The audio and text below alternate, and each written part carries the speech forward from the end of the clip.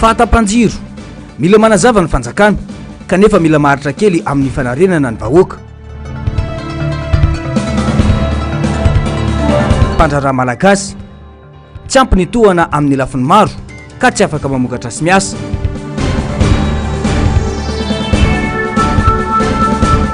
Tetibola-panjakana 420 maro ireo andin-dalàna mila dinihana. Manaritra ny fiarabana tompo klasy tompo vavy tonga soa ato anatin'ny fotoanan'ny fampahalalam-baovao eto amin'ny fahitalavitra MBS. Manasana ampanajana izay anaraka ny fampahalalam-baovao hatramin'ny farany. Vaovao makasika ny raharam-pirenena makasika indrindra ny fikonan-doam-pirenena no isataratsika ny fampahalalam-baovao. Andray anjara mavitrika amin'ny fikonan-doha momba ny raharam-pirenena izay karakarain'ny FFKM ny vondrona panorama ary manan-kevitra hoentina amin'izany izy ireo. Tamin'ny alalany dinika santatra izay niarahana tamin'ireo mpikambana miisa 70.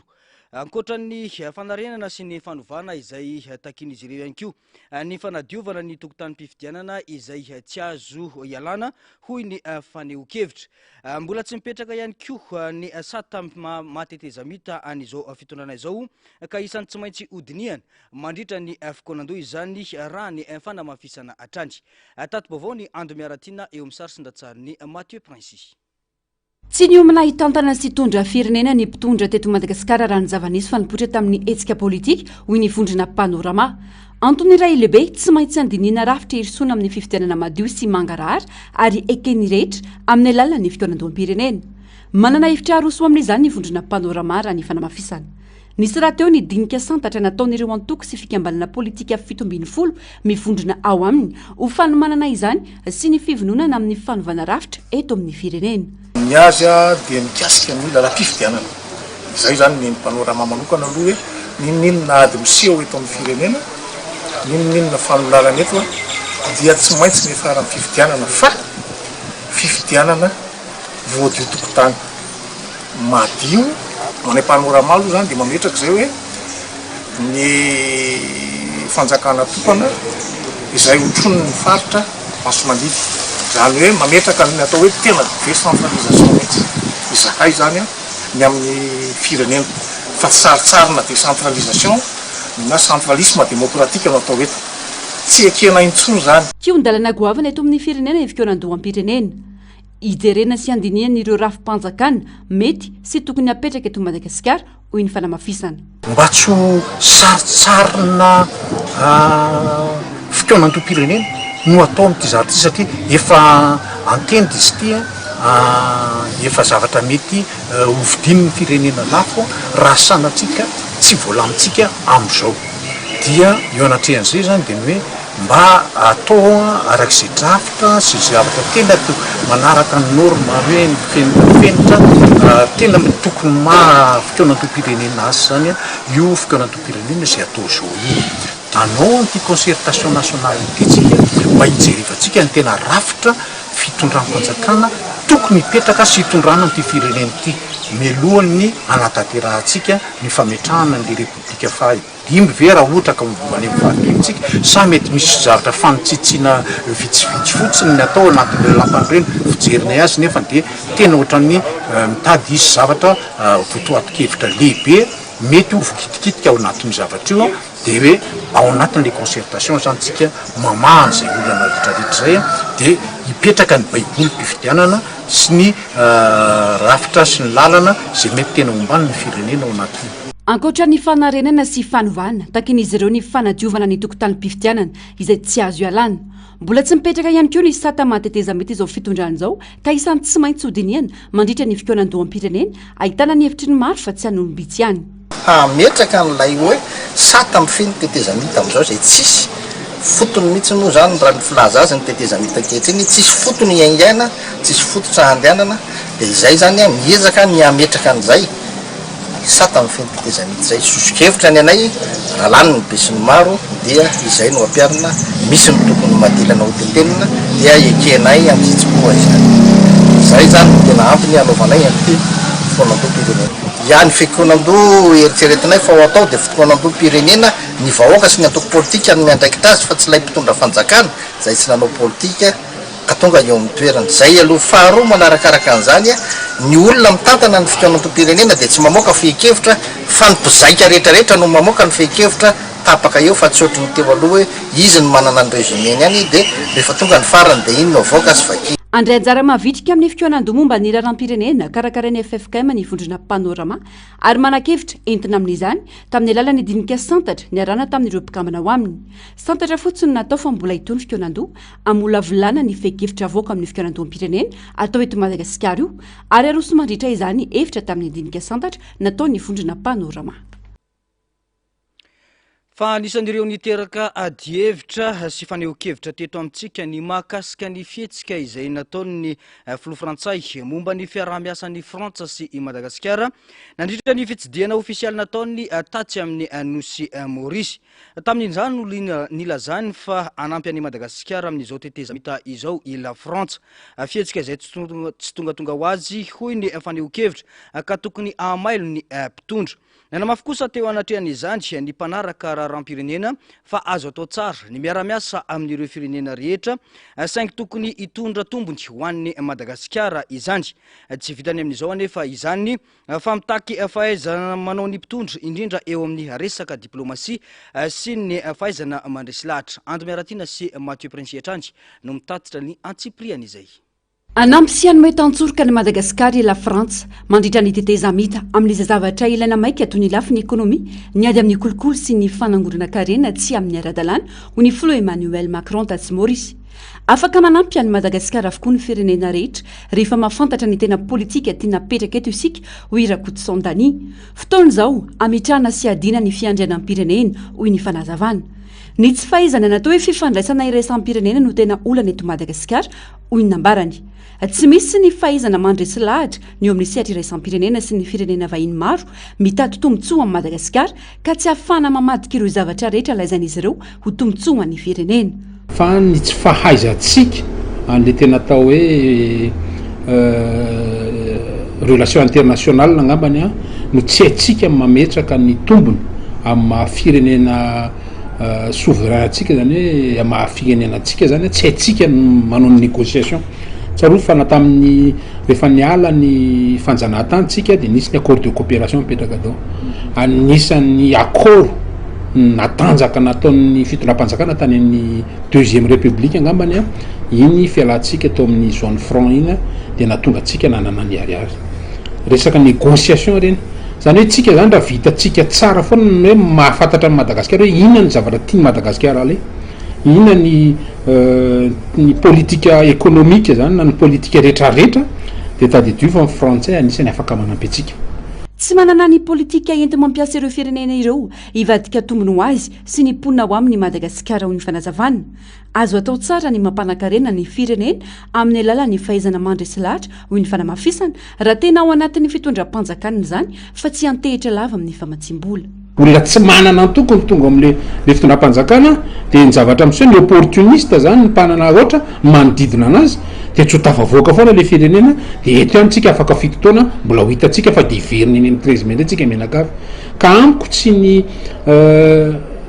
olona nivelany na ny sinoa io na ny frantsay io na ny amerikana io firenena manana ny maizy azy reo ary manana ny politika amin'eo amin'ny resaka sehatra iraisam-pirenena reo fa itsika malagasy mihitsy ny tsy manana an'izay politika ahafahana mampiasa an'ireo firenena matanjaka manana ny maizy azy reo itsika zany tokony afaka mihitsy ny ampanankarena ny firenena ny malagasy indrindrandrindra raha ao amin'ny fitondram-panjakana ny fahaizana manao négociation fa tsy atehatra fotsiny hoe io fa misy volana amin'ny banque mondiale na any amin'ny FMI dia faalery ny gouvernemanta hoe tsy nefa le zavatra tsy mifanaraka tsara koa amin'le zavatra tena dadamin'le vahoaka. Anisan'ireo niteraka ady hevitra sy faneho-kevitra teto amintsika ny mahakasika ny fihetsika sy ny filazana natao ny filoha frantsay tatsy Maurice nilazany fa nampy Madagasikara i Frantsa amin'izao tetezamita izao. Fihetsika izay tsy tonga ho azy hoy ny faneho-kevitra ka tokony hamailo ny mpitondra. mbola eo amin'izay vaovao makasika ny raharam-pirenena izay atrany dia mila mametraka rafitra mazava ao anatin'ny fanajana ny lalam-pandrenana hoy Elanto Rakotomavo mpandrindra nasionaly ny komity miaro ny tolona rahana ny hevitra makasika ny fanendrenana ireo sy fametrahana ireo mpitantana eo anivony rafim-panjakana maro amin'izao fotoana izao no mafisiny fa ilaina ihany koa ny fijerena ny maro-pahaizana sy ny traikefan'ireo olona omena andraikitra ankoatr'izay rehefa aradrano sy mangarahara io rafitra io dia mitombo ny fitokisan'ny vahoaka ary iamafy ny fototry ny demokrasia ary ny tratrany tanjona ho an'ny fanavozana izay napetraka raha ny fanazavan'ny atrany tato-baovao ny Narsisy Karazafy sy ny ari-tanjona ny momba izay. Tsy voatery ho mpitolona no apetraka amin'ny toerana fitantanan-draram-panjakana kanefa manana zo sy andraikitra ny mpitolona hitako toerana raha manana ny traikefa sy ny fahalalana amin'izay departemanta iantsoroany. Ilaina araka izany ny fahamatorana amin'ny fandraisana andraikitra amin'ireo voatendry raha ny fanazavana nomeny Elanto Rakotomavo mpandrindra ny komity miaro ny tolona. Fa io fitantanana raha-pirenena dia ohatra ny asa manandanja sy manana mahizy azy rehetra dia ny olona izay mifanaraka amin'ny fahaizany, ny olona mifanaraka amin'ny asa atao no apetraka amin'ilay toerana tokony hisy azy. Ka mino fa tsy fahotan'ny mpitolona kosa raha mangataka ilay toerana izy ka satria ananany ilay fahaizana sy ilay traikefa mifandraika amin'izay. Fa ohatran'ny iteny ihany hoe fa misy ilay fitenena rehefa vehivavy dia omena toerana dia mbola veriko ihany fa eo izay hoe karazana fametrahana ny mahizy ny olona izay na vehivavy io na tanora io na mitolona io fa kosa ilay toerana dia tokony ho amin'izay sahaza azy ary indrindra ho hain'ilay olona ny toerana metrahana azy. Izay zany raha ohatra ka hoe ny hevitray atao anatin'ny komity miaro ny tolona izay ho eritreritra ho any amin'ny fanavozana.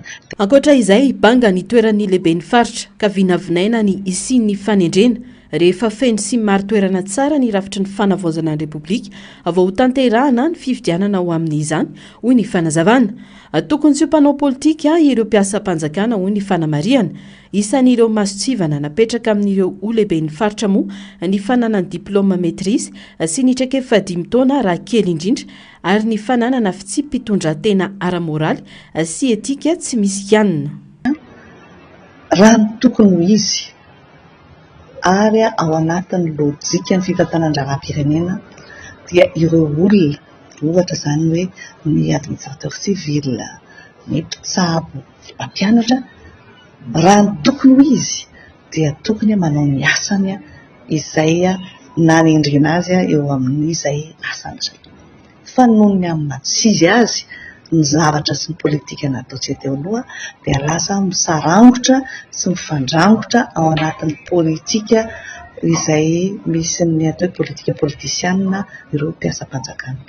Izay no manimba an'ilay ataontsika hoe raha-pirenena sy ny fitondrana raha-panjakana eto amin'ny firenena. Tany taona 2010 tany tena niady vakotra mihitsy amin'ny mba tsy hisian'ireny fanaovana politika be ao anatina fitondrana ireny fa ankehitriny moa zany dia miverina ao ary samy teny mahitsy hoe raha tsika ka vonona andeha any amin'ny fanovana tanteraka sy ny fanavozana dia ny olona izay natao hitantana raha-pirenena dia tokony mijanona amin'izay asany izay dia tsy misy ny toy izao hoe ny administrateur civil latsy, olon-dranona, ny dokotera mpitsabo atsy, olon-mianina. Nanamafy ny fanajana lalam-pandrenana manoloana ny fanendrena ny lehiben'ny faritra ny filoha lefitry ny anteny meram-pirenena kanefa tsy maintsy miaiky ny rehetra fa miankina be amin'ny toe-javatra iaina ny firenena ny fanapakevitra raisina. Ankilany nanambara ny filoha lefitry ny anteny meram-pirenena faritany Antananarivo fa tokony nisy ny fifandimbiasana arakasa na ny rotation de service eo amin'ireo mpiasa-panjakana efa ela ny asana sy ireo tanora taty aoriana vao mandray ny asa. Raha izaho zao teo amin'ny toeran-jareo ihany koa dia nahodiko io zavatra io. Nisy ange ny fangatahan'ny olona teo hoe nanao hoe aleo le mpitondra teo aloha sy ny firongony aloha mba hikisaka.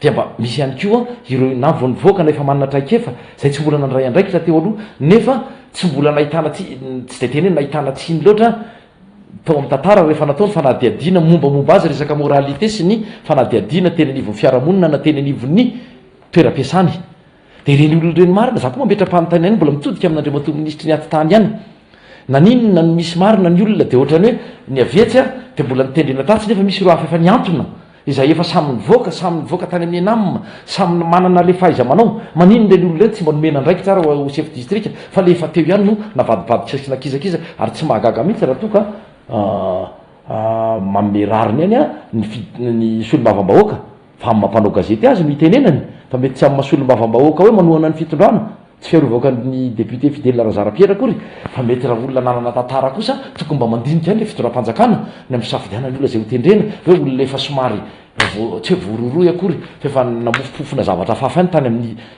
distrika na région ny endrena azy tany de mbola akisaka ary satria tsisy olo-kafa mihitsy fa ny ambadibadika any ilaina araka izany ny mametraka rafitra mazava manome sehatra ho an'ny tanora ny fanajanonana ny kitrano an-trano manoloana ny fanendrena ireo tompona ndraiky mpanjakana satria rehefa mazava sy aradrariny ny rafitra sy ny fomba fametrahana piasa mpanjakana ambony de mitombo ny fitokisan'ny olom-pirenena ny mpitantana ary amafy ny fototra iorenan'ny demokrasia sy ho tratra ny fanavaozana tiana apetraka.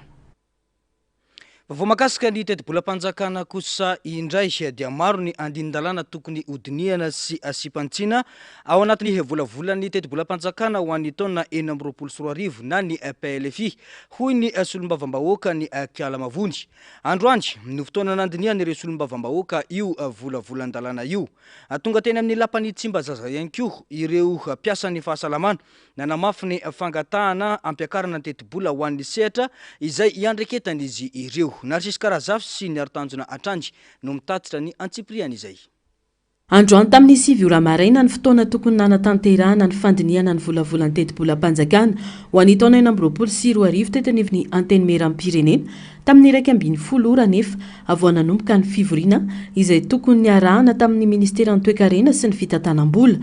Vao nanomboka ny fivoriana dia nangataka satroka ny solombavam-bahoaka ny Kialamavony nambarany fa mbola betsaka ireo andinin-dalàna tokony hodiniana ao anatin'io volavolan'ny teti-bolam-panjakana io nangataka ny anaovana fivoriana mikatotrano ireo solombavam-bahoaka ary navoaka avokoa ireo tsy solombavam-bahoaka. Ka ny antony voalohany dia hoe raha misy zavatra tena nahatonga ny olona ny an-dalambe dia ny problema ny jirotsorano ary problema io sy eto Antananarivo ihany ka andao asika tena hidinika anazy ity ho fantatrareo fa hiroso amin'ny lalindalina kokoa zany ny Assemblée nationale amin'ny fomba hipoahandre marina rehetrarehetra mahakasika ny problema ny jiramay zay ny tena zava-dehibe zany hiroso zany ny député ary atao anatin'ny fivoriana ity zay tena ny fampianarana ministeran'ny fambolena hoe ireo ministera ireo dia tokony tena ho jerevana manokana satria tena mahakasika ny zavatra ilain'ny olona ny fampianarana zany dia hoe tena tokony mbola hampitomboana zany io ana 7 fa be dia be ny mbola tokony hampiana zany isa io. Ny faharoa salandraiky eo ny fahasalamana hoe misy mandeha be dia be amin'ny Facebook agny dia fa misy misikera hoe hampiakarana ny teti-bolan'ny fahasalamana dia mety misy ka agnay sy hemitra amin'izany satria ny ministeran'ny fahasalamana io tena zavatra mahakasika ny fiainan'ny olona zany. Ankilany nambaran'ireo mpiasan'ny fahasalamana ataorin'ny fiaonan'izy ireo tamin'ny komisiona misahana ny fahasalamana ny herinandro lasa teo afa tokony mbola hisy ny fiaonana fandroany amin'ireo solombavam-bahoaka mikasika ny ampiakarana ho 510 isanjato ny teti-bola ny fahasalamana. Tsy namaly ny fangatan'ireo mpiasan'ny fahasalamana anovany voasoratra ao anatin'ny volavolana teti-bolan'ny ho an'ny fahasalamana ny PLFI 2026 raha ny fanehoan-kevitra. Tena neny dia solombavam-bahoaka tamin'ny fiaonana io fa hoe hisy session de travail arahana amin'izareo atao amin'ny commission chantier ny ministeran'ny fahasalamana ny ministeran'ny finance izay PSS io session io séance de travail zany ahafana mamelabelatra amin'ny antsipiriny hoe inona daholo le ilana vola ahoana ny fomba atao mba affectena ny budget sasantsasany mankany amin'ny filana ministera io afana eo tena hoe manazava amin'izareo amin'ny antsipiriny le filana le 15% zay le entre les sessions de travail zay ny fampanantenana nataon'zareo hoe ho avy zay fiantsona zay. hatramin'izao aloha mbola tsy nisy zay fiantsoana zay dia zay mahatonga any miverina eto. Angatahany izy ireo ny ampiakarana ho 4.4 miliara ariary ny teti-bola natokana ho an'ny fahasalamana raha toka manodidina ny 5.7 lavitra isa ariary no voasoratra ao anatin'ny PLFI 2026. Eo koa ny fampitomboana n'ireo mpiasan'ny fahasalamana 500 ihany mantsy no voasoratra ao amin'ny teti-bola kanefa manodidina ny 7,000 eo ireo mpiasa misahana ny fahasalamana. Tsy afa-po zay amin'izany satria teti-bola manontolo ny tiana iakarina mba hafana ohatrany hoe manampy ny fampitaovana any amin'ny hôpitaly, mafana mikarakara ny resaka service karazany amin'ny fiarovana ny valinaretina isan-karazany, afana manatsara ny fotodrafitrasa ka tsy poste budgétaire 500 no avaliny fitakiana zay nataona dia zay mahatonga any miverina eto amin'ny Assemblée nationale amin'izao fotoana zao amerina hitaky amin'izareo indray or zareo tsy ampy anay le poste budgétaire fotsiny fa ampiakatra an'le teti-bola ho 5,100 zay ny tanjonay atao amin'ny PSS. Zao izy 5,7 eo amin'ny 856 milliards ariary budget amin'izao. Dikan'izay zany tsy ampy, mbola misy 2.3 zany tsy ampy. Raha zay budget zay raha hoe 15% ny tadiavina tokony manodidina any amin'ny 2400 milliards anoany zany tokony budget. Nefa 856 milliards donc mbola tsy ampy be dia be izy dia tsy afana mampihodina ny fahasalamana zay zavatra zay. Ny kasaniona tamin'ireo solombavam-bahoaka moa ireo mpiasan'ny fahasalamana ny atoandro teo kanefa tsy totoso zany tamin'ny 4 ora tolakandro ny rosy tamin'ny fanaovana tatitra ny asambomera ireo komisiona tsirairay avy. Waratsika ihany moa ny toy izay fandiniana ny teti-bola mpanjakana zay mandeha eny anivo ny anteny miram-pirenena izay fa vao makasika ny tontolon'ny fandrarana kosa indray dia tsy mahagaga raha mahazo vahana ny vahiny eto Madagasikara amin'izao fotoana izao. Tsy nomena vahana sy tsy ampy na tsy misy mihitsy ny tantsoroka anatsarana ny fandrarany malagasy nataon'ny fitoeram-panjakana ho an'ny olom-pirenena ka antony miteraka izay fifehezana ny sehatra maro ataon'ireo vahiny izay eto amintsika. Mitaky fanovandravitra izany hoy ny mpandrara mba hanomezana lanja ny malagasy atompotany. Tsy afa miala amin'ny sehatra avy any ivelany Madagasikara saingy afaka amelona ny mponina ao amin'ny alalan'ny fanampiana sy ny fanomezana tantsoroka ho an'ny tantsaha izay mandrafitra ny fiarahamonina malagasy. Andro miaratina Mathieu Princy. Betsaka ireo mpandrara malagasy saingy voafetra ny fafany manao zavatra ankany amin'ny asa tanana sy fanodinana sakafo sy ireo sehatra maivana kokoa no tena ifantoha ny mpandrara maro ankehitriny. Ankoatra ny fitaovana, ny tsy famatorana, sakana amin'ny fandrarana eto Madagasikara, ny tsy fananana vola mivaingana anomboana ny tetikasa izay matetika midangana ny sarany. Miampy ireo fandaniana maro toy ny fampitaovana sy ny vola ilaina amin'ny fampafantarana ny orinasa sy ireo vokatra ataony. Tsy gaga ny tena raha ohatra hoe mahita vahiny satria mety hitentsika hoe fa maninona no lasa amin'ny vahiny famatorana aloha voalohany amin'ny resaka fandrarana dia ny fananana moyen koa ananany le moyen eo an-tanany zany hoe le devise eo an-tanany ambony be ny azy dia afaka manao zavatra ngeza be izy zany zavatra zany zany fampiankina daholo dia zay mahatonga antsika hoe ny malagasy zany lasa eo amin'le zavatra limité ny zavatra atao satria tsy ampy ny vola ampiasaina, mila mampiasa vola be raha anao PPN nefa marsa kely. Tsy ampy ny fitaovana ampiasaina, mila manana zavatra maro ianao fitoeram-bokatra ny fitaterana sisa maro be, mila mampiasa olona be dia be koa ianao dia nefa rehefa olona koa ny ampiasainy gasy samy gasy dia manao tsirampana fa rehefa vazaha no mampiasa gasy dia tena miasa tsara amin'ny malagasy. Tsy afa-misaraka amin'ny asa fandrarana ny famokarana anatiny ny zava-misy anefa saika miankina amin'ny vahiny sy ireo mpanambola ny filan'ny malagasy hoy ny fanamafisana. Tsy afa miala amin'ny sehatra avy any ivelany Madagasikara saingy amelona ny mponina ao aminy amin'ny alalan'ny fanampiana sy fanomezana tantsoroka ho an'ny tantsaha izay mandrafitra ny fiarahamonina malagasy. Tsika be dia be ny filantsika zay miankina amin'ny any ivelany dia miankina amin'ireo mpanambola le ndresanao teo aloha teo ihany koa le fanafarana zay zay ary mety amin'ny tsara le zavatra misy amin'izao eto Madagasikara izao. Fa ny zavatra tena tokony imasoana zao dia ny famokarana zezika ho an'ny tantsaha, dia ny famokarana fitaovam-pamokarana ho an'ny tantsaha, dia ny fantarana na fampitomboana ireo sy mpamokarana rehetra eto Madagasikara, dia ny resaka industrie moa zany araka ndresako teo hoe tokony atao zay afonana délestage faran'izay agny satria miankina amin'io le industrie iny. tsy ampina tsy misy ny tosika nanatsarana ny fandrarana avy amin'ny fitondram-panjakana ka tsy mahagaga ny zava-misy ho ihany fanamafisana raha tsy teny afa-tsy ny fampiofanana sy ny fampianarana mitaky fanovan-drafitra izany ho ny mpandrara mba nomezana lanja ny malagasy tompotany tsy misy mihitsy tsy manana politika mihitsy ny indostria eo amin'ny indostria ny kany zany anatsarana ny fanatsarana ny azo atao hoe fandrarana ny tena tompotany tsy misy na ny resaka na ny ohatra fotsiny aka ny fiofanana fampianarana misy de fampianarana avany an-dafy moa zany copie-collena ito amintsika eto de inona ampianarana amin'ireo école lanaovana anina rehetrarehetra zany hoe tsy ny fitondram-panjakantsika zany de tsy manana fitiavana atsika malagasy mihitsy hoe andao ampandrosany firenena izay ange mahatonga an'le hoe fanovandravitra de daviny rehetrarehetra hoe mba oka mba ho an'ny malagasy ny zavatra ho ataotsika itsika tompotany andaotsika hitadiny stratégie rehetrarehetra sy ny politika rehetrarehetra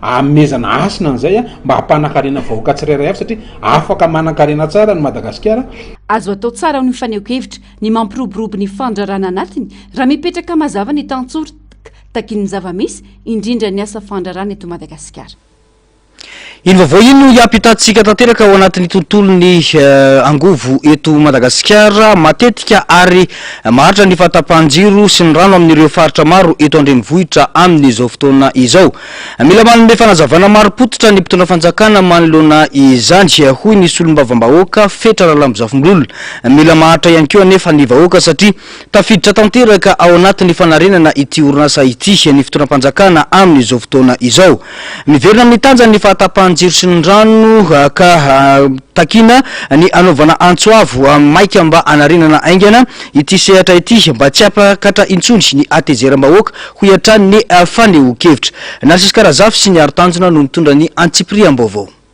ao anatin'ny dingana fanarenana ny jirama ireo tompona andraikitra maro samihafa amin'ny sehatry ny angovo sy ny rano amin'izao fotoana hoy ny solom-bavambahoaka ny boriboritany fahadimy mangataka faharetana amin'ny vahoaka malagasy satria tsy mora ny manarina ny fahampotehana nataony fitondrana teo aloha mbola tsy ampy iray volana izay no nandraisan'ny fanjakana ny fitantanana noho izany tsy afaka ampiato tanteraka ny fahatapahan-jiro hoy ny fanamafisana mila miezaka manazava ny zava-misy marina ny fitondram-panjakana sy ireo tompona andraikitra ao anatin'ny fanarenana izao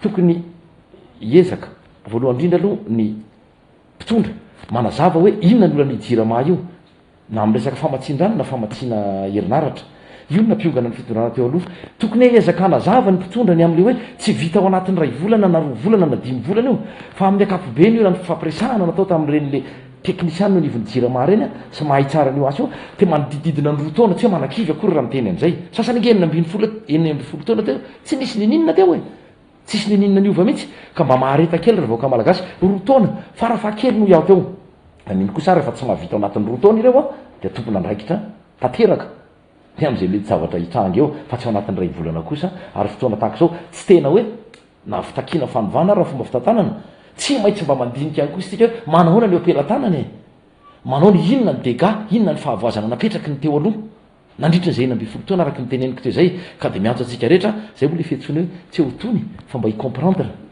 mba aona fomba fiteny zany hoe mba hatsapa hoe tsy vita moramora le fanovana ho an'ny omaly manokana sesilany ny fahatapahan-jiro tety amin'ny faritra Tsimbazaza ambony tsy maharitra nefa izany saingy matety biavy manao antsoavo ny amahana farany izay aingana ny olana ireo mponina satria ny olan-jiro sy ny rano no nitarika ny etsy-bahoaka teto amin'ny firenena Maly ariva zao tapaka intelo mitapaka mandeha kely tsisy 2 minitra dia mitapaka le izy dia avy eo rehefa tapaka elaela kely dia izay indray vao verina dia isakariva zao tamin'ny herinandro iny tapaka foana tamin'ny herinandro iny dia omaly ohatr'izay tsy fantatray izay antony dia le izy zany tokony hoe hovandry zareo le izy satria tamin'ny taloha zao ny anay ny olona rehetrarehetra zao tapaka daholo tamin'ny party tany fa ny anay tsy dia tapaka talohan'ireny grevy ireny ny anay tsy dia tapaka satria le dimanjato satria ny anay le hoe carte aminanina daholo zany amin'iny ambony iny dia tamin'ireny tsy dia tapaka ny anay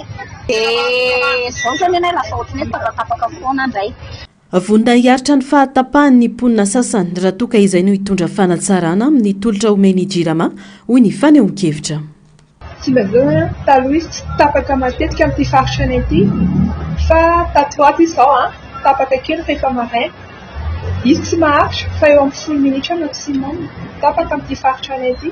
Dia samy hafa ny faritra Tsimbazaza, Ankaditso, Maroho. Eto aminay eto mety tsy tapaka, dia tsy apitety mety tapaka. Jerinay anazy dia les stages eto Antananarivo raha Tsimbazaza zany antananareo Tsimbazaza tsisy dia les stages fa culture misy satria tsy maharitra ny anay eto. Dia mahatonga ny fahatapahan-jiro matetika eto aminay problème poto tapaka mety hoe rivotra rehefa favaratra na rehefa avy izay fotsiny aloha hatreto. En fait dia les stages indray raha fijerinay anazy mety hoe tamin'ny fanazavana eto fa mijery télé réseaux sociaux dia hoe ny rano tsy ampy eto amintsika. Izay no olan'ny fahatapahan-jiro. Efa tafarina ny olany Jirama momba ny famokarana raha ny fanazavana nomen'ny ministry ny Angovo raha ny vahiny tao amin'ny fahitalavim-panjakana ny farany herinandro teo atao ry ny fidinana an-dalambe nataon'ny mponina Ambohipo sy Tsimbazaza ny farany herinandro teo. Efa ampitsara ny famokarana amin'izao hoy ny fanamafisana, tsikaritra kosa nefa fampitombo isatra ny fahampitehan'ireo andrin-jiro sy ireo fitaovan'ny Jirama ka ny fanamboarana izany no antony mampisy ny fahatapahan-jiro amin'izao fotoana. Tato ato dia nisy tranga moa zany izay mialatsiny raha hiteny amin'ilay izy amin'ny teny vahiny hoe anormal, tsy normal zany. Tao anatin'ny 5 andro monja dia mihoatra ny 17 ireo andrin-jiro na koa ireo poteau électrique zany izay potika. Maro ihany koa ireo ligne izay tapaka, maro ireo transformateur izay nitsefitra zany. Indrindrindrindra ny niveau an'ireny sous-station na Tananord zany na Tanasud tamin'ny nanomboka omaly moa zany dia nahazo antso hoe tapaka ny jiro aty Ambohipo. Tonga dia nidina avy hatrany moa zany teny an-toerana ny tompona andraikitra satria misy service de permanence zany na eo ny niveau ministère na eo niveau ny Jirama. Nijerena zany natao ny diagnostic hita fa misy andrin-jiro tapaka, tsy mandeha ihany koa ny inverteur, natao daholo zany diagnostic rehetra. Zao zany Jirama lasa ohatrany hoe manao situation de dépannage, ohatrany hoe pompier zany hoe aiza indray misy fampitehana, aiza misy an'izao. Io moa zany efa takaitra efa nilovainy teo fa isika tsy eto zany metsiny an'izan'izy fa tonga tsika zany amboatra sy anarina mba ahafahan'ny vahoaka malagasy tsirairay avy ny tokantrano misitraka herinaratra.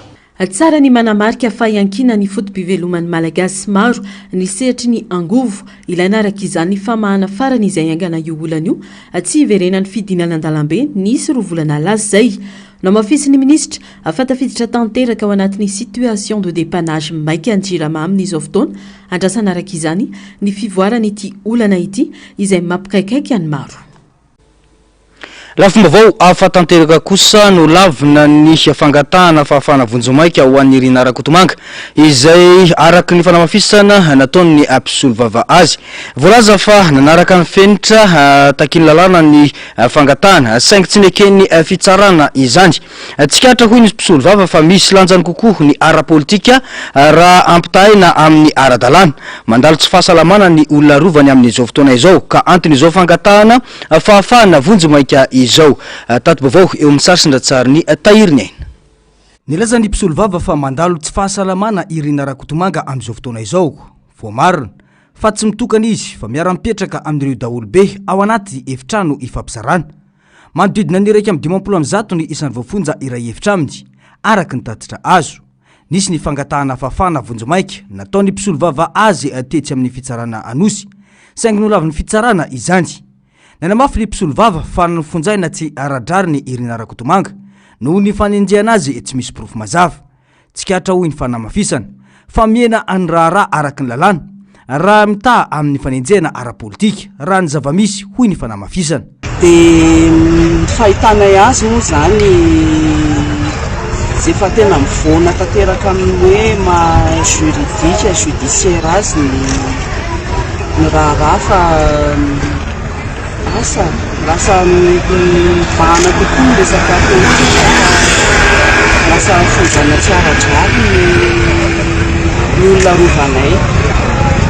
Voapanga amin'ny raharaha mifandraika amina kolikoly sy fanodikodinam-bola Irina Rakotomanga ary efa samy naneho ny fisiny zany na ny fitsarana na ny bianco ka nahatonga ny fepetra farany itazonana azy amponja izao.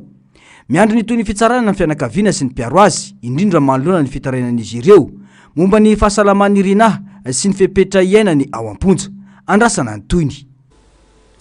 Fa mitoetra ny fitarainan'ireo mpisehatra amin'ny fitaterana manoloana ny fahampotehan'ny lalam-pirenena maro ankehitriny, na dia eo aza ny fanamboarana mandeha amin'izao fotoana izao. Ho mafimafy ny fiantraikan'izy io ho raha ny fanamafisana raha tsy vita mialohan'ny isin'ny rivo-doza. Efa miatraika amin'ireo mpitatitra mantsy ankehitriny ny fisin'ny lavadavaka eny amin'ireny lalam-pirenena ireny. Ando miaratina sy Mathieu Princy no mitatitra ny Antsipriam-baovao.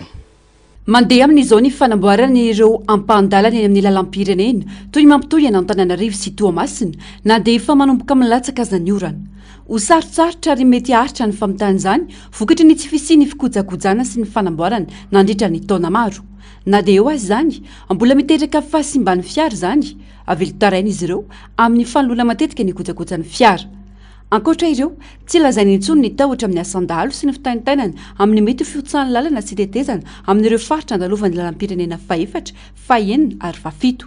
Rehefa anatin'ny orana zao nefa izy ary mbola sorohana foana, mety mbola maharitra raha fahitana azy simba ny tomobile jereo zay vaky parabrise amin'le latsaka dia grrr dia vaky ny parabrise. Efa mitady iverimberina indray zao le mamaky entanany ambony efa misy namana tratra mifanaraka samy bandy eo dia mifampiteny mifampiandra mba fampitsilo zany ny aloha sy arina hoe reo sao dia misy mianky mifandimba makany aloha dia mifandimba makany arina. Zay le laminasana amin'le mijery an'le mpangalatra fa tsy manakana anazy tsy hanao ny anina moa zany rehefa tratra dia tratra hoe tsy any amin'ny tseriseretinao ianao ny tratrako. Farafaratsiny fitaina mialohan'ny fiavian'ny rivo-doza ny fanamboaran-dalana raha tena anao izany ny tompona andraikitra. Alana aloha zany tena ratsy, azo lazaina mbola ratsy. Zany aloha tokony hoe fitaina alohan'ny cyclone zao zany. Cyclone manko zao manomboka mitsidika janvier février dia tonga cyclone. Izy ka raha ohatra tena manao izy vitany satria izy nefa hoe kilomètre vitsivitsy isany tena hoe tena ratsy fa presque efa namboarina daholo zany izy. Tena ratsy zay zao miala entre Tamatavy jusqu'à Brickaville. Io zany zao tena mbola misy ratsy. Adiny 5 tokony hoe adiny sasany tena enjana be io, tena enjana. Tapatapaka ny resort, pneu vaky, enjana be. Parabrise vaky, tsy vao izao ny somba tahaka io ny lalam-pirenena, efa nisy ihany koa ny antso sy fanairana samy hafatra amin'izay saingy izao vao mandeha ny asa. Lalan-drany toe-karem-pirenena ny lalana ka tokony atao isita ny sehatra laharam-pamiana eto amin'ny firenena. Hatramin'izay moa zany hoe fa mafifoana satria misy fotoana ange tapaka ohatrany hoe ny RN6 zao dia misy fotoana misy fatapahana anankiroa tamin'ny heritaona sy ny sisa dia zay le tena hoe sarosarotra. Dia ny amin'ity satria le lalana efa elaela no azo lazaina hoe tsy dia tena nisy le entretien dia vao mahay mafimafy kokoa le dégâts amin'le lalana. Dia zay mahatonga amin'ny teny hoe tokony izao fotoana izao misy dia efa mametraka satria mino fa ny tompona raiky mahafantatra amin'ny point tsara hoe eto indrindra moa le ministry ny travaux publics amin'izao tena hoe technicien be dia mahafantatra tsara hoe inona ny zavatra tokony atao. Dia za mino fa ao anatin'ny programme tsara zany resako zany. Raha ho lalam-pirenena faharoa manokana no asinteny fitainatra amin'ny 12 zany amin'izao fotoana izao raha mbola latsaky ny andiny 10 teo aloha. Manomboka Brickaville hatra ny Toamasina no mampitaraina ireo mpitatitra izay atao ora 10 raha mbola ora 2 sasany teo aloha. Ampela zany ireo tarimarika ireo fa potika ny lalana ka mila fijerena manokana sy faranjay aingana. Isika raha teo anatin'ny vanim-potoana fiakaran'ny vokatra ka ina isy fetraikany amin'ny tsena anatiny izany. Fahodina sy ampiasaina ny teleferika eto Antananarivo ary ny ministeran'ny fitaterana sy ny famantarana ny toetrandro no anana andraikitra mivantana amin'ny fitantarana sy ny fanaraha-maso azy manomboka izao. Voalaza fa arenina tsy ho ela ireo fahasimbana rehetra mahazo azy ka rehefa vita izay dia ho raisy ny ministeran'ny fitaterana ny fitantarana sy ny fametrahana rafitra ifehy ny fisiny ity tetika sa ity tato vaovao eo amin'ny sarisindra-tsary ny tahiriny ainy. Isan'ireo tetika sanazy tsikira mivaivay nandritra ny fitondrana teo aloha ny teleferika noho ny vola belanina sy ny tsy fampiasa ny fampandehanana azy. Tsy nety vita ny zotra iray toy izay mampifandray ananosy sy ankatso raha toka satrotra ny nampandeha ny zotra anosy Ambatobe izay tsy nahavita na nonerana ny vola lany ny vola niditra taminy. Na dia nokasain'ny fitondrana teo aloha aza ny ampandeha azy dia nitarazoka sy zarara ny asa ny teleferika ary na ny herinaratra ampandehanana azy aza dia tsy haina zava hatramin'izao. Indraindray herinaratra avy amin'ny milina gazoal no lazainy, indraindray avy amin'ny masoandro. Nisy fahasimbana ny fitaovana ny 25 septambra, tranga mbola tsy mazava hatramin'izao ny avian'ny fahavoazana. Noho ny korontana sy ny fandrobana tamin'izany dia tsy nisy fepetra entitra noraisina teo no eo, ka vao maika nitarika ny aiasy sy fanontaniana maro. Tsy aivina fa nitaky fampiasam-bola goavana ny fananganana ny teleferika. 220 tapitrisa euro na 700 miliara ariary mahery kely no notrisain'ny Madagasikara tamin'ny Frantsa na ahafahana nanangana azy. Mitambesatra eo antsoroky ny fanjakana sy ny vahoaka ny trosan'ny teleferika.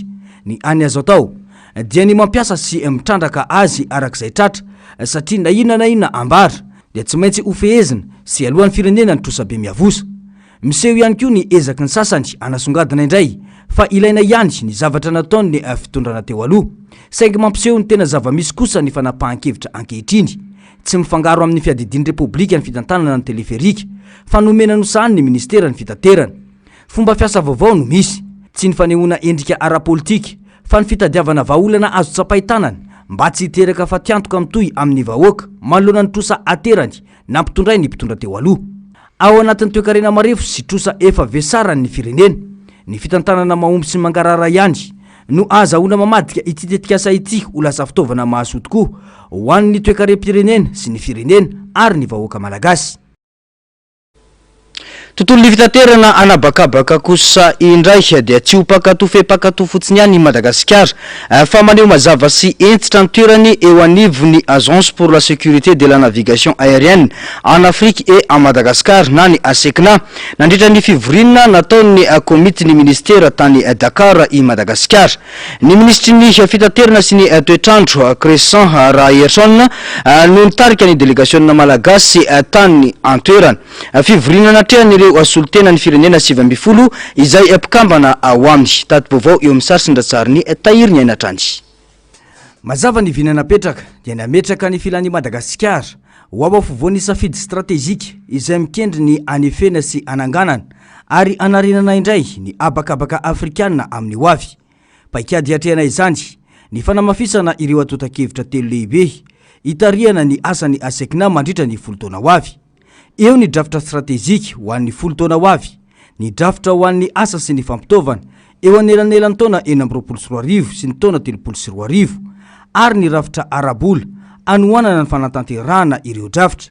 Amaritra lalana vaovao ho an'ny rafitry ny fitaterana anabakabaka manaraka ny fenitra, azo antoka kokoa ary azo fehezina ho an'ny eo an-tanan'ny firenena afrikanina ireo atotan-kevitra ireo.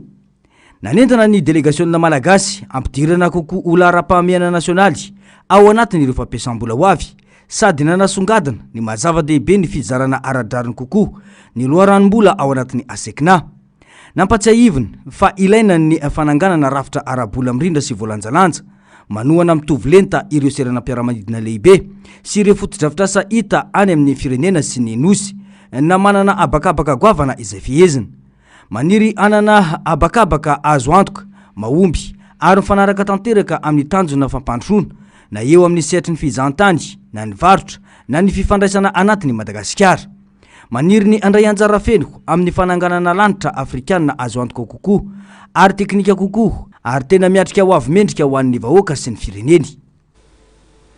Pejy ny finoana kosa indray dia manamarika ny fahinimpolo taona ny jorony ny fikambanana mampiely baiboly malagasy ankehitriny na ny FMBM.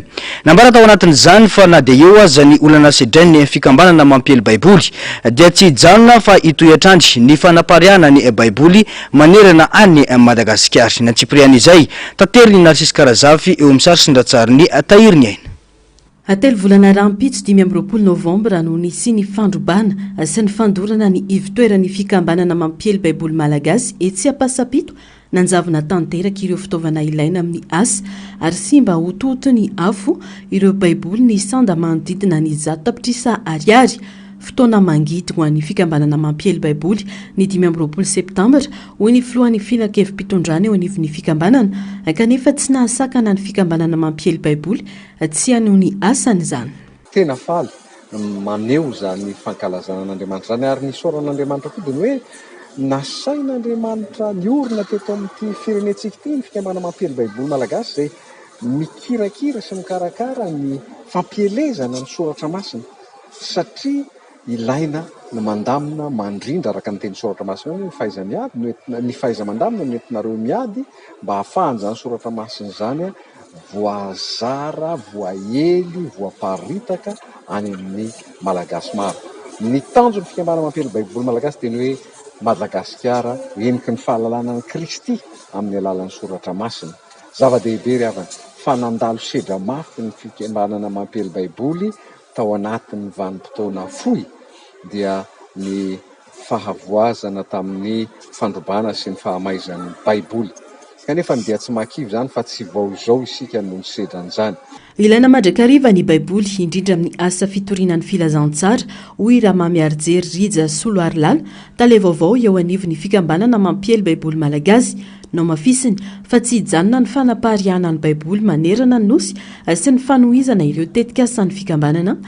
Tanjo ny fikambanana mampiely baiboly malagasy hoy izy ny ahatonga ny Madagasikara ho firenena eniky ny fahalalan'i Kristy amin'ny alalan'ny soratra masina. Mitony hetsika ho fanamariana ny faha-80 taona ny fikambanana mampiely baiboly malagasy sy ny faha-70 taona nahavitana ny printy voalohany ny baiboly malagasy izay nofaranana tamin'ny lanonana lehibe no tanterahana omaly alahady 13 novambra teto amin'ny FLM Ambolokandrina.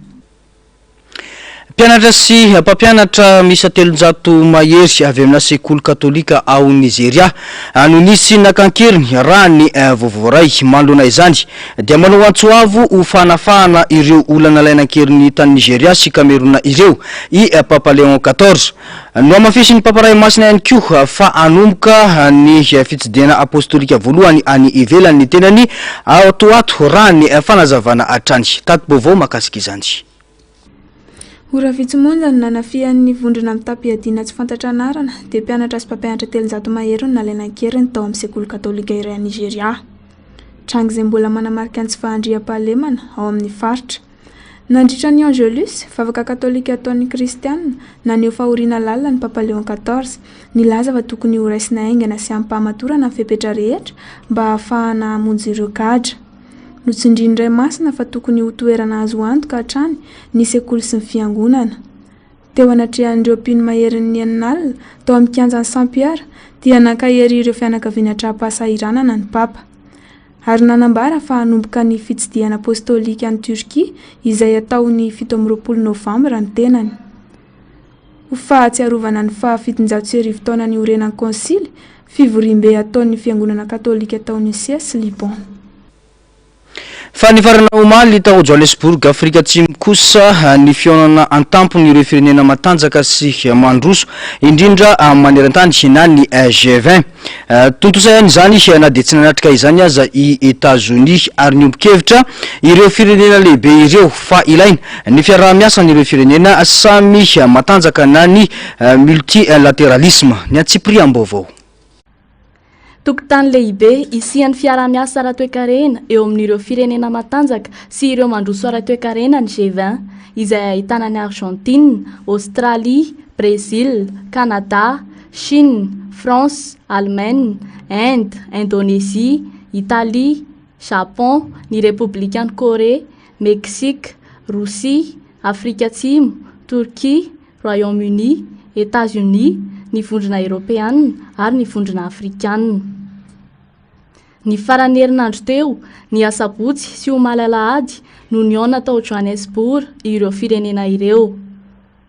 Ny 5.20 isan-jato ny arikarena faobe maneran-tany sy ny 2.30 maneran-tany dia mivondrona ao anatin'ny G20. Ny farana omaly moa ity fionana ity izay samba noraisiny Afrika. Tsy nisy lanonana famaranana ofisialy, tsy nisy ihany koa ny fifandimbiasam-pahefana amin'ny Afrika Atsimo sy États-Unis izay andray ny fionan'ny G20 amin'ny taona ho avy. Tsy nanatrika ity fionana ity manko i Donald Trump fa mpiasam-panjakana tsotra no nalefa ny masovoan'ny États-Unis ka nitarika fanehoan-kevitra mafana avy amin'ny filohan'ny Afrika Atsimo Cyril Ramaphosa izany ka nosokajiany ho fanimbazimbana. Na dia teo azy izany dia nisongadina hatrana-piandohan'ny fionana ny fanambarana iraisan'ireo mpitarika izay manamafy ny firaisan-kinan'ireo firenena manoloana ny olana maneran-tany toy ny ady amin'ny fahantrana sy ny tsy fitoviana ara-tsosialy ary ny fiovaovan'ny toetrandro. Amin'ny ankapobeny dia nahitana dingana manan-tantara ho an'ny Afrika ny fandraisana ny fionana tapon'ny G20. Naneo fa afaka mitana andraikitra lehibe eo amin'ny sehatra iraisam-pireneny Afrika Atsimo ary nanamarika fa miova miandalana ny fahafahan'ny firenena andalam-pandrosoana mandray anjara amin'ny fanapahan-kevitra maneran-tany. Dahoara rahantsika kosa indray ireo tranga afakely. Niditra amin'ny alina lava indrindra Reykjavik any Alaska na koa antsoina hoe Nuit Polaire. Ny 20 Novambra 2024 lasa teo ny niposaka farany Ngabe masoandro tany amin'ity tanàna ity izay any avaratry Etazonia. Tsy hita hazavana amin'ny alalan'ny masoandro ireo mponina any atao anatin'ny 2 volana fa iaina ao anatin'ny atsika sy aizina ka ny jiro an-dalambe sy ny any tokantrano no hanazava. Araka ny vinavina dia any amin'ny 12 Janoary 2024 indray vao ahita masoandro ny any Reykjavik any Alaska. Efa mahazatra ny mponina ao an-toerana ity zava-misy ity satria fiovana ara-boajanahary isan-taona ary anisan'ny tsingerin-taonan'ny natiora lehibe sy mahavariana indrindra eto an-tany izany. Izy no Heliopage, vehivavy kanadiana niteraka tamin'ny 12 Febroary 1777 tao Halifax nanova ny tenany ho lehilahy. Fantatriny maro tamin'ny anarana hoe Hélène Page talohan'ny fiovana nataony. Nalaza tamiko ity tovavy tsara endrika amam-bika ity taorian'ny fanambarana nataony tamin'ny taona 2024. Anisan'ny mpilalao sarimihetsika malaza i Heliopage ka nisongadina tamin'ny horonan-tsary Harkandi tamin'ny taona 2024, horonan-tsary sokajiana ho thriller ka nampitam-po sy Juno tamin'ny taona 2024, tantaran-tsary mampifangaro atsikana sy akamoana. Tsy vitany hoe mpilalao ihany tamin'ireo horonan-tsary ireo ihany i Heliopage fa namokatra sarimihetsika ihany koa. Tapitra ny fampahalalam-baovaontsika tompoko lasy sy tompoko vavy mankasitraka anao nanaraka izany hatramin'ny farany. Isaorana ireo teknisianina sy ny namana mpanao gazety nafahana nanatontosa izao fampahalalam-baovao izao mametraka ny soava tsara veloma tompoko.